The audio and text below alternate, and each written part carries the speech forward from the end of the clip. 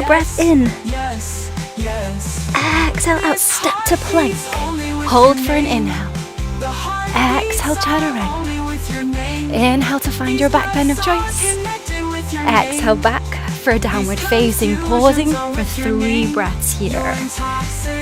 So maybe now that we're a little bit warmer, you can edge the feet further away, find more sensation on the backs of the legs.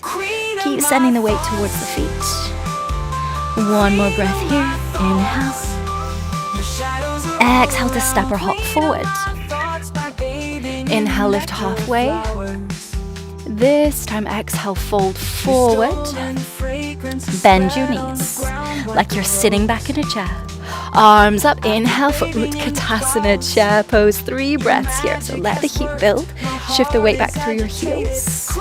If you're arching your back, try to find more of a neutral spine. 1 more breath in. Exhale out. Straighten the legs, relax your arms.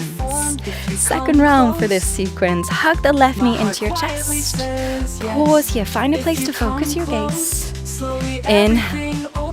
Hands come to prayer.